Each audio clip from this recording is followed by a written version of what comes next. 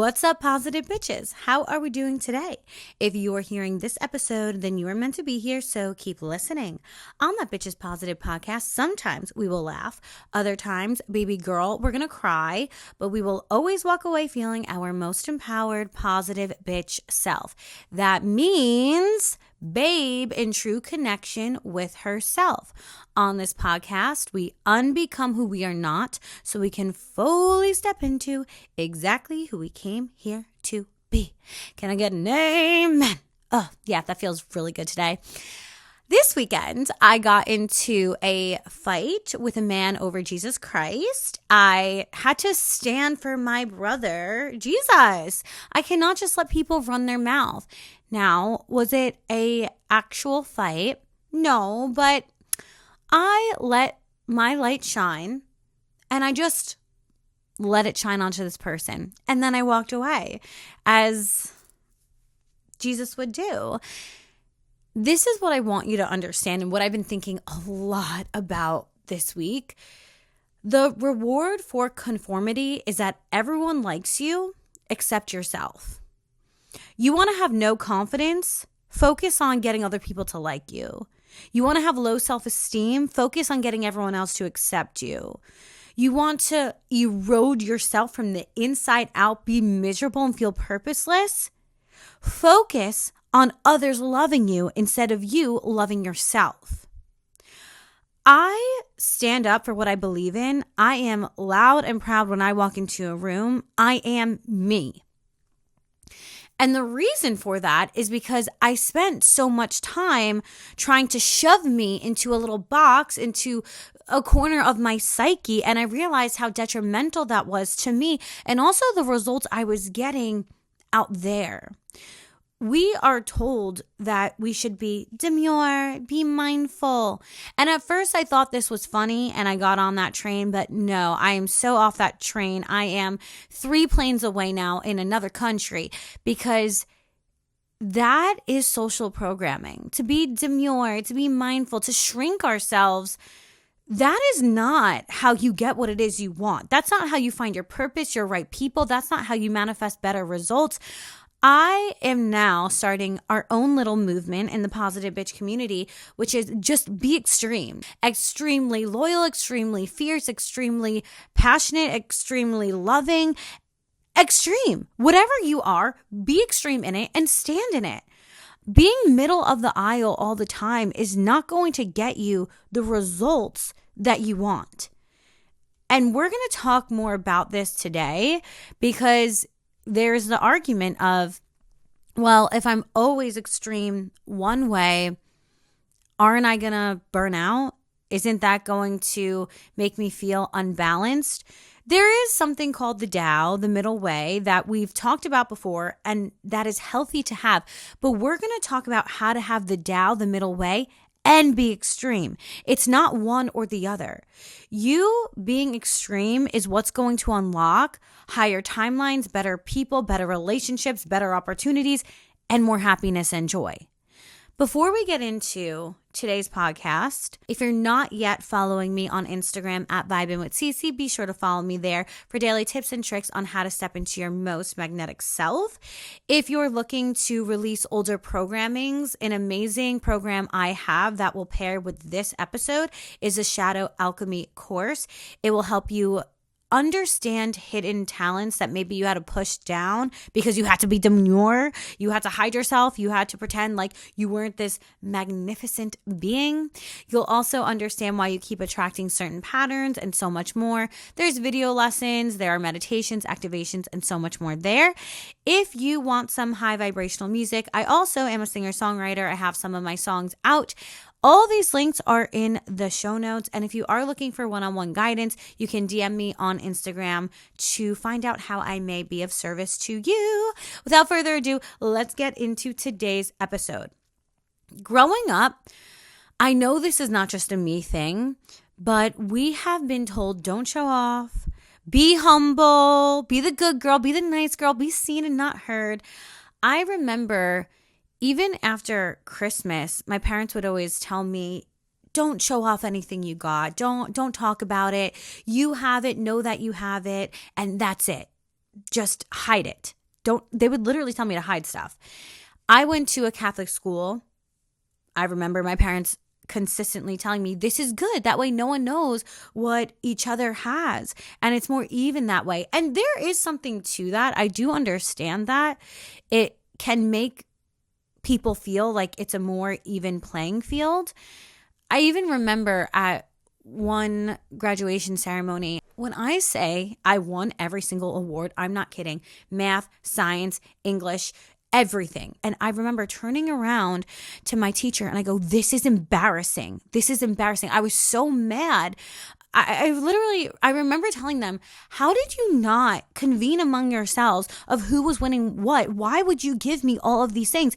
I have to keep getting up. All of these parents are staring at me. I feel like I stole awards from other kids. This is embarrassing. I don't want to go up again. And now looking back, I realize I felt that way because I was trained to hide my strengths, to hide my personality, to hide my brain, to hide what I can offer. What do you think happens to your psyche when you are consistently told to be humble, to shut down your light, and to shrink? You create a cap for how much joy, how much magic, how much abundance, how much love you are going to allow in your life. Well, I can't have that much abundance because then other people are going to see it and then I'm going to be overshadowing them and that's not okay. Well, I can't have that much love because then I'm going to make other people feel bad. Well, I have to be the good girl. I can't show off. No. I'm not going to take this opportunity even though it's exactly what I want. I don't want to show off. We will shrink ourselves because we think we're being loyal to family and friends when really we're just effing ourselves over in every single possible way. When you have this underlying program that is like elevator music in the back of your psyche for the rest of your life, you create an upper limit and you block your blessings. How can you reach your potential when you're capping how much you're willing to allow yourself to enjoy? Being quiet and reserved and being demure holds us back from getting what it is we actually want and deserve. People pleasing is a great distraction.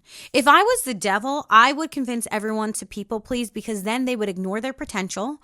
They would completely be distracted all the time. They would always feel as if they were not doing enough, not pretty enough, not fulfilling other people's cups enough. They would feel like a chicken without a head. They would have chaos in their body every single day, sympathetic nervous system activated. If I was the devil, that's exactly what I would tell people to do. That is the biggest sin of all, is focusing so much on another that you forget about yourself. People pleasing distracts you from personal goals. It distracts you from finding what's meant for you. How can you align what's meant for you when you're focused on someone's vibration more than your own? What if we stop being demure, so conscientious of what's everyone else doing, and started focusing on putting ourselves on the pedestal? What would your life look like if you started to do that? Becoming consumed pleasing others is not the path that's going to garner success. The pedestal path is what garners success. That's actually one of my courses that will teach you how to put yourself back on the pedestal. If you want over 4 hours of video content and 2 workbooks on that, you can join now. Link will be in the show notes. What I find so interesting is that there's this narrative to be demure, yet every super successful person I know is extreme. When I think about the multi-millionaires that I know, conversate with, they are extreme people. You think they're demure? No, they're not. They're extreme in their work ethic, how they think, what they believe, their decision makings. They're quick and they are sure and certain about it. And even when they were certain and it didn't go how they expected it to go, they then make another quick decision on what they're going to do next. They can see a situation for what it is and then expand it to a higher perception, transmute it. They are extreme though. When you talk to them, they're not mellow, ha ha ha ha. No. They know what they know because they know it. Whether you're successful materially in the business world or spiritually, because I know masters of the spiritual realm, master healers connected to every ascended master, Akashic records, other realms. Guess what? They're also very extreme. I think that there is some concept that spiritual people are all mellow, just follow the path. Every extremely tapped in, tuned in person I know, they are not like that. They are quite extreme in their beliefs, extreme in how they convey their message. They will tell me, what, do you want me to lie to you? They'll say the harshest thing and then say, well, it is what it is. And I'm like, damn, okay, period. I guess you're right. But that's the thing. It is what it is. They are extreme in having their meditation practice, in connecting with the divine, in what they put into their body, in their system, in how they live their life, just as a business person is extreme in maybe different ways. Either way, when you want to be successful in something, hanging out and being mediocre in the middle, that's not going to get you there. You do have to be extreme in one way or another. Think about someone who's really successful that maybe is a celebrity. I always think Elon Musk. That man is extreme. I remember hearing a story about him where his employees were saying that there was some problem in one of the factories, and he was asking, well, how do we fix it? And they didn't know. So he turns around his jet and they go to the factory and they fixed it within an hour or that day. People who are successful not because they're demure, but because they are extreme. How do we start to step out of this? I have to shrink myself. I have to be demure. Let me tell you, that's why you're here. If you want to actually like yourself, get to know God.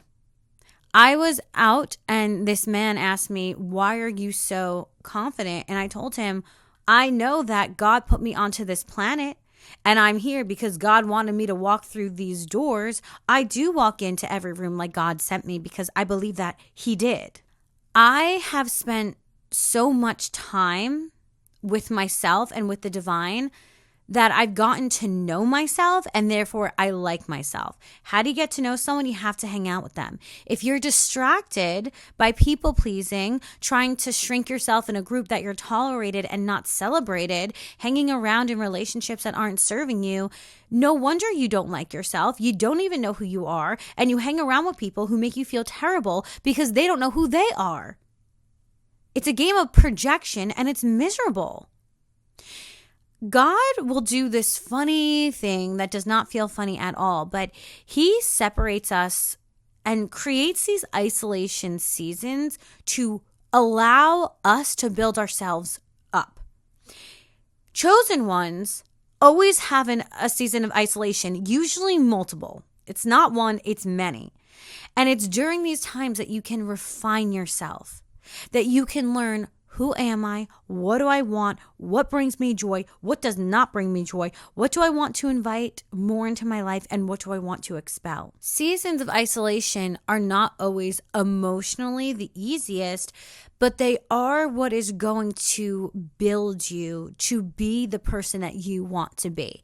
If I didn't have seasons of isolation where I was reading and researching and learning how to use my own energy, learning yoga, understanding what I wanted to do with my life, then I couldn't get here. If I allowed myself to be distracted by friends who were actually not nice to me, I wouldn't be here. If I allowed myself to stay in a relationship that wasn't serving me, I wouldn't be here. Because those people in your life, they do distract you. You're so consumed with, are they happy? Are they enjoying me in their life? How are they feeling? What are they doing? That you do ignore your own process, progress, and purpose. In the isolation season, it allowed me to be extreme. I had all of this time to just learn, to read all of the books, to listen to all the podcasts, to do all the meditations. I'll always be learning, always be growing. That's not to discount that, but it is to say that season afforded me time and space to be extreme, to get extreme results. When I walk into a room, I'm able to be confident because I know myself.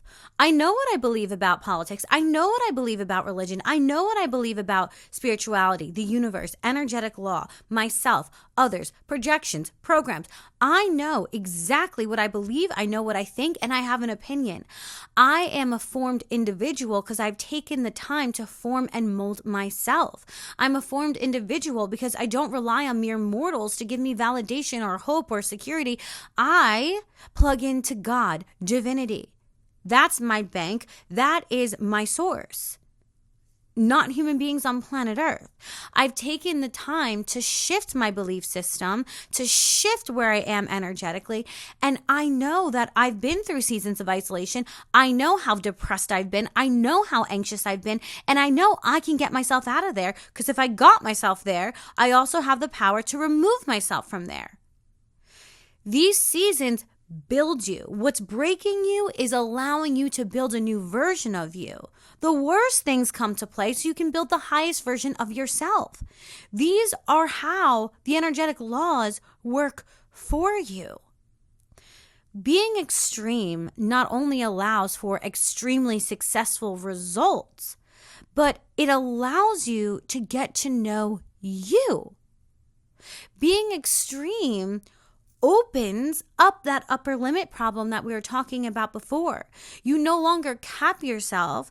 Well, I don't want to trigger anyone. I hope I trigger you. Good.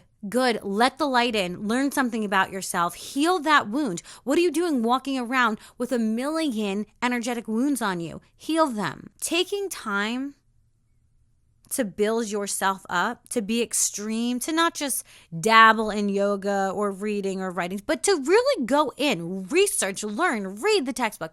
That allows you to attract greatness. The more extreme you are, the more extreme results you're going to get. If you're not getting extreme results out there, you're not getting the abundance you want, the opportunities you want, the people you want, law of correspondence, as above, so below. Your external world is always going to be a reflection of your internal one. Dig your heels in. Go harder, go deeper, learn more. Get smarter, get wiser, get hotter, get wealthier, get healthier, whatever it is you want, but go into it. And don't have this feeling of, oh, I might fail. Who cares? Do it again and try again and try again and try again. I don't even believe in failure. It's not even real. Who cares what it looks like? Just do it. There is something that we need to talk about. When you're extreme, as I said, you're going to attract extreme. We can't forget about the law of polarity, though.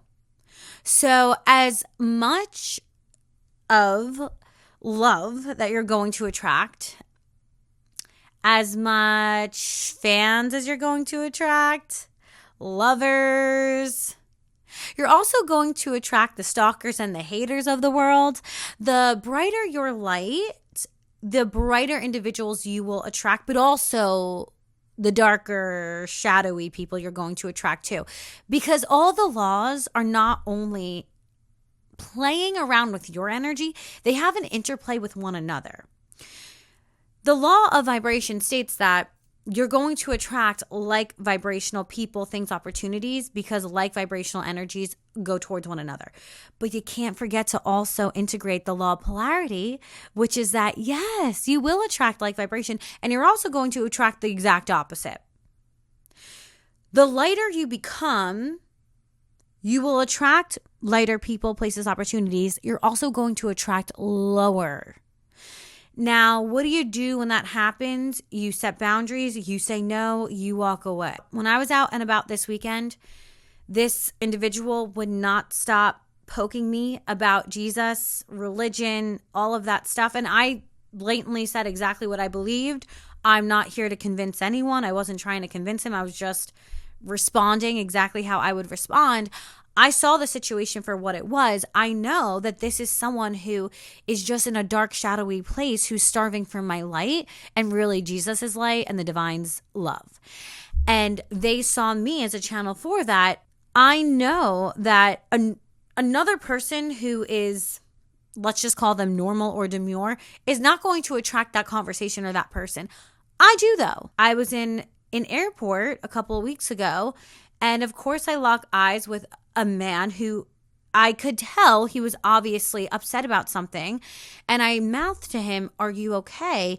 And he starts hysterically crying. So I walk over, there's a death in his family, and we had a conversation. And I told him about some books that he should look into, and we talked about energy. And then I went on my plane. I know that me being extreme and loud and proud and powerful, I'm going to attract amazing, powerful, beautiful light beings on this planet. I'm also going to attract the darker energies. It's not really about that. It's up to me to respond in accordance with my light and not get sucked into lower vibrational energy. Just as positive energy wants to expand, so does lower vibrational energy. It is lonely at the bottom, not at the top, and that's why misery loves company, and those people will try to pull you down. All you need to do is say no, have a boundary, and walk away when it becomes too much. This weekend, when I was out, I walked away. I said, I'm not doing this anymore because we're not getting anywhere. And I don't feel like convincing you because that's not what I was put on this planet to do. So I walked away. That's it. Being attacked, whether it's by the mean girl at school or spiritually, is a sign that you are important enough, powerful enough to be a target. It's a good sign. There's something about you that is catching other people's attention. And think about the word attention. It's at tension. The most famous people attract polarities of lovers and haters. Think Kim Kardashian. They attract the polarities of energies. They're having so much attention because they create at tension. Break apart the word attention, at tension. The more powerful you become energetically, the more polarity you will attract and the more attention you're going to receive. This is a sign of spiritual growth and significance on the physical plane and the spiritual plane. I had someone the other day comment on one of my videos, "I'm not going to believe anything you say spiritually because of how you look." Oh, my bad. I didn't know I had to look like a hag in the woods for you to take what I said seriously. I'll remember that next time. Not. This is what I like to look like. Maybe it's extreme to you. I love being extreme. What I say might be extreme to you. Well, that's what's being channeled, so that's what will be stated. That sentiment of "I'm not going to believe you because of what you look like," look at how that creates attention. She commented, she engaged, because I'm not afraid to be extreme in what I look like, because this is how I like to present myself. And I'm not afraid to be extreme in what I say. That's why it grabs people by the ear, because it's resonating with them, because it's real. It's just real. Authenticity is the highest vibration, along with love and gratitude, that you can exist within. Being authentic is extreme in a society that teaches you to be demure. I want to introduce the belief system of pronoia. It's the opposite of paranoid. Paranoid, you're always looking over your shoulder, what's going to go wrong. Pronoia is a belief that the universe is always conspiring in your favor. I don't want you to just be extreme in what you read or how much time you spend in meditation or your workout or what you put into your vessel. I also want you to be extreme in what you allow and what you ask for. The higher your standard, the less BS you have to accept from others. The more you ask for from the electromagnetic field we reside in, the more you're going to get. The squeaky wheel gets the grease. Push past the limited experiences you've had previously and instead ask yourself, what's my ideal life look like? Okay, universe, give it to me. Electromagnetic field, activate. Timeline, open up to me. Be extreme. Ask for more. What's the worst that can happen? You get it or something better? Wow! It's almost like the universe is conspiring in your favor. Would you look at that? Interesting. Weird. Ask for more. Be extreme in what you allow, only allowing the best, and be extreme in what you ask for. This really is an energetic game, and those willing to be risky enough to ask for more, get more. I know we've been talking about extremes, and I feel that a natural response would be, well, balance is a huge thing, and I'm in my soft girl era, and the Tao, the middle way. You can work with polarity and the Tao even when being extreme.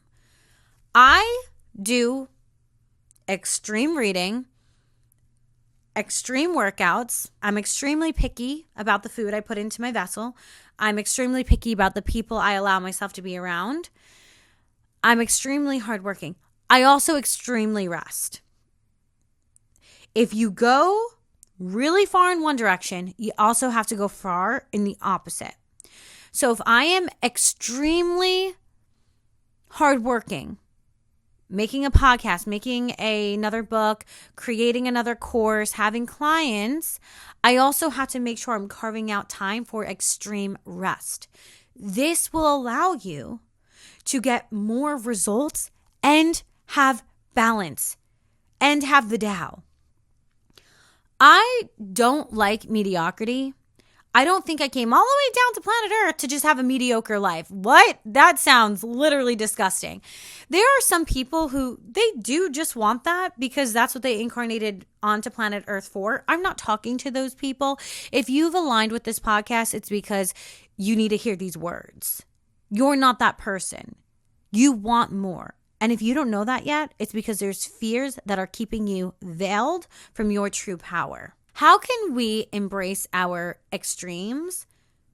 We cannot fall prey to body bouncing. Body bouncing is something I talk about in my book, Show Up As Her.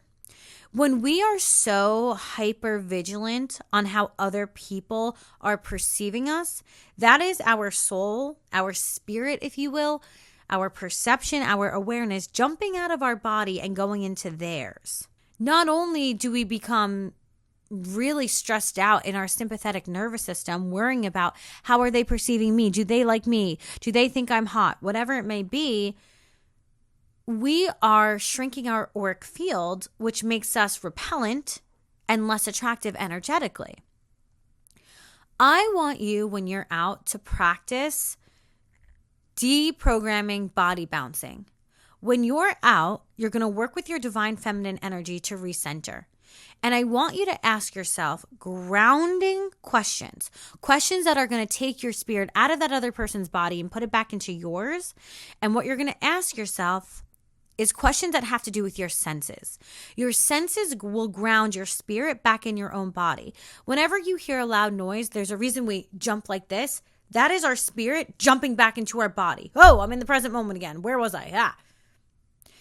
Ask yourself questions. What am I sensing right now? Who am I talking to? Am I enjoying myself? What do I feel right now? What am I touching? What am I tasting? What am I hearing? What am I seeing?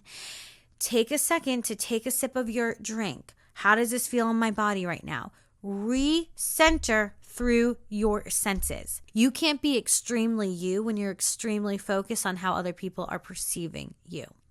One of my favorite ways to get back into my own body is something, again, I talk about this in Show Up As Her, so you can get the book in the show notes. I like to activate something I call messy makeup mode. I noticed that when I would go out and just dance my psychotic butt off, that is when the most people would come up to me. I did not look my best. That is not me hating on myself, but my mascara was dripping. I looked like I walked out of a shower. I was sweating. I was messy. Hello, messy makeup mode. The makeup is everywhere. Foundation, who is she? Do we even know her anymore? It just melted off me like a candle. That is when the most people would come up to me, and I reverse engineered this, and I understand why. When I'm in messy makeup mode, just dancing my butt off, I'm so in my own body. I don't care what it looks like because my real intention is just for me to enjoy myself. My intention is to have fun in my own skin. My intention is I am going to enjoy my life because my fun is my responsibility. When you dance for yourself, your auric field expands. Big aura energy, and it pulls people in. You magnetize yourself when you focus on you having fun. And messy makeup mode is how I have fun. I don't care about what Brad or Brittany is saying because I'm enjoying my own life. I'm embracing my body, my sexuality, my divine feminine energy, and I'm letting the energy move through me. I'm enjoying the music, enjoying my life. And when you have that real joy within yourself and you're extreme and you're dancing, you're bold, you don't care, that attracts people towards you. You being extremely authentic, whether it's dancing however you want, saying what it is that's true to you, showing up how you wish, showing up as her, hello, that is what attracts people to you. Instead of you focusing out there and your auric field completely constricting, you're focusing on yourself, which has the opposite effect on the aura, and it expands it. Big aura energy is so magnetic because it's extreme. It's extreme. You're extremely focused on you, extremely passionate, having extreme fun, and you're extremely present in the moment.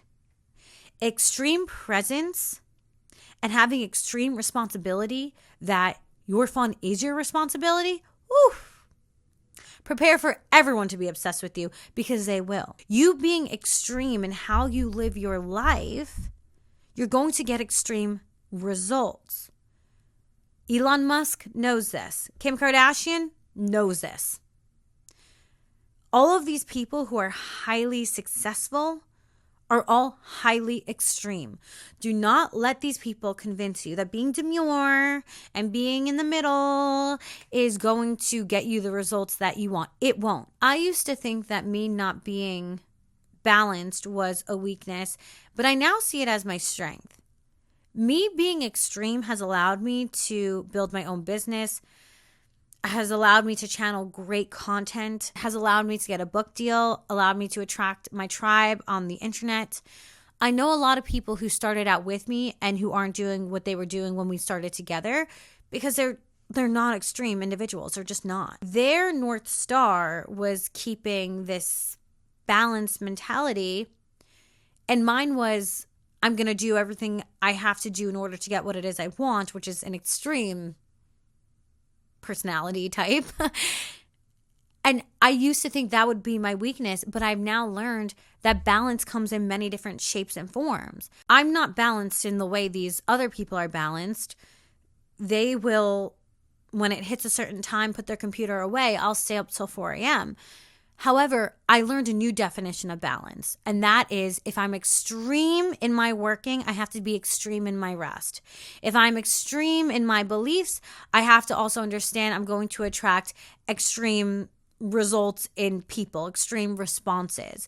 If I'm extreme in how I show up, it's going to attract extreme polarities. People are going to love it and people are going to hate it. I thought that balance was, oh, it's 5 p.m., put things away, No, that is not how I balance. My balance is I'm going all the way this way, and then the pendulum will swing in the opposite equal direction, and I'm going all the way that way.